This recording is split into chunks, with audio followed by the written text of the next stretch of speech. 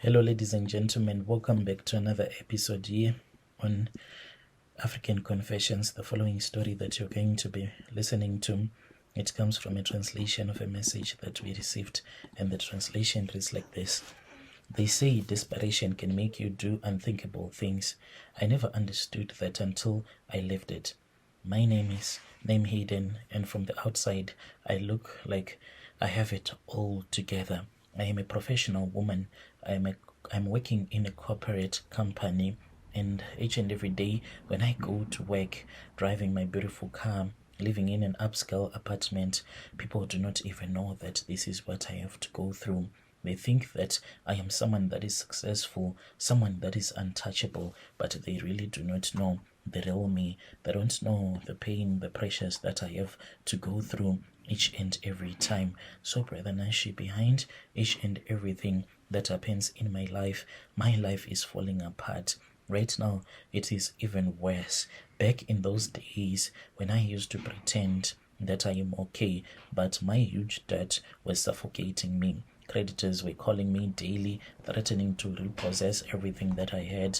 My so-called success was nothing more than a crumbling house of cards, and it was ruining me. I was running out of time. The mistake that I did was that I purchased a very expensive car, and after I had purchased that very expensive car, it was very high maintenance car. Even though my boyfriend had told me that this car that you want to buy, babes, it is very expensive. How about I go with you to this other guy, the friend of his? The man is into the business of reselling accident damaged cars. They buy them, fix them, and then they sell them once again. And I said, there is no way that I'll ever use a car that has been involved in an accident. What about if those spirits that caused the accident follow me? I wanted a brand new car.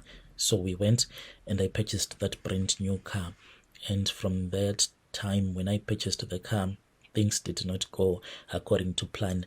This car, I was always maintaining it. People would see me driving that beautiful car, but they did not know the pressure that I was each and every time that I needed to take this car for a regular maintenance and service. It was a lot of money.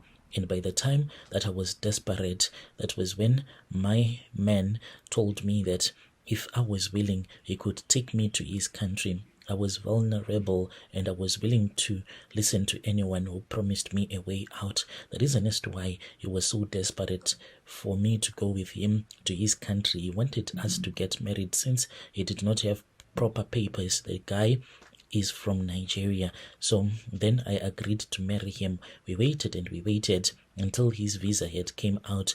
Once his permit was out, we then booked the flights and then we went to his country. We went to his country. Oh, I regret so much because now I am married not to a man but to a snake, and I have to sleep with this snake, Brother Nashi.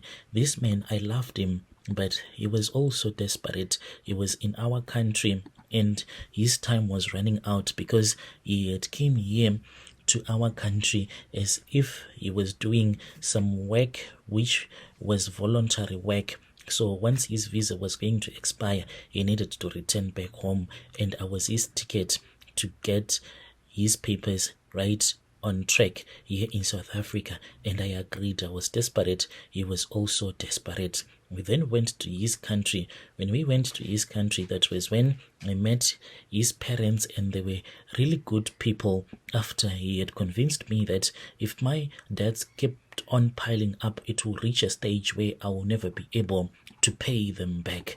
And we went to Nigeria. He took me to a very remote village far from the city. Even his parents did not even know that this is the reason as to why we were in Nigeria in the first place. We went to this other elderly voodoo spiritualist, a man whom you could see that he spoke with the gods. And then the man spoke with me as well as with my boyfriend because he was there for his own rituals.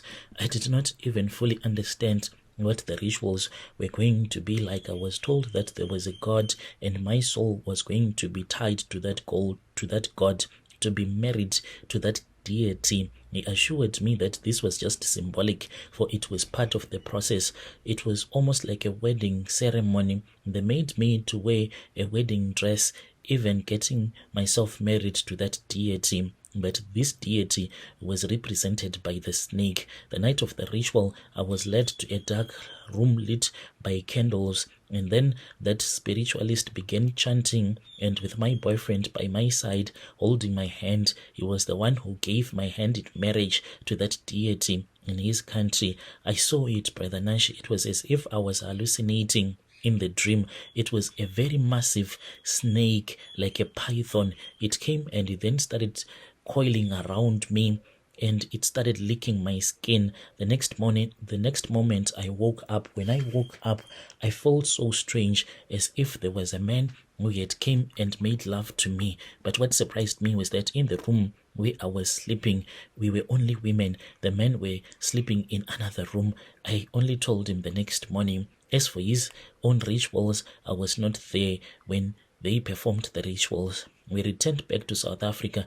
Everything changed. My dads, they vanished overnight, as if they never existed, because of the money that was flowing into my account, sometimes without explanation. But before I would find money in my account, I would have a strange dream of that snake. The snake would come to me, and then it would make love to me, and then after that, I will start to make a lot of money. I would wake up and see some notifications on my bank.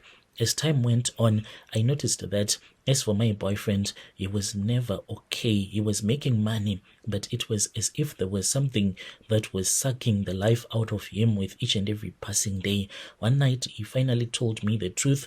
He said that he was given only 6 years to live as a rich man. The rituals that he did, only 6 years. I cried. I thought that he was lying to me. A few months later, that was when my boyfriend died in his sleep, leaving me alone with the consequences of our choices. The man is buried here in South Africa. He said, "Do not return me back to my country. Fight so that I can be buried here in South Africa." I did something that was truly criminal.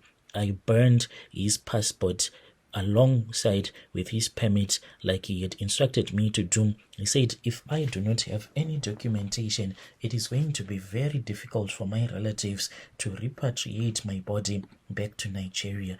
After I had found out that he had died, before I could even inform the police, I quickly took his passport and I burned it, Brother Nashi. I burned it in the bright stand until there was nothing but ashes that were remaining. By the time that they came, then the forensic guys came and they said that he had a heart attack. The guy was taken to the mortuary. I informed his relatives as well. They tried to repatriate his body, but now he was considered someone who was like an illegal. It was very difficult. It was taking a very long time. All of his relatives, they had never set foot here in South Africa. He was buried here. I was part of the burial process, Brother Nashi. I even regularly go to his grave when I think of him. I thought that this was the end, but now I am still sleeping with this snake. I have made enough money, but this snake tells me that even though I have made enough money,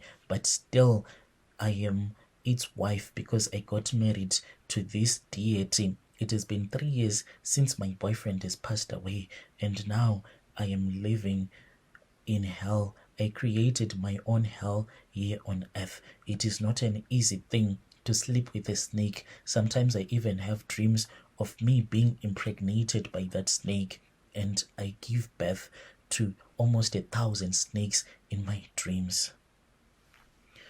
Dear listeners, right there was a message that was sent to me by one of our admin who received this message. Strange things indeed, they do happen in this world.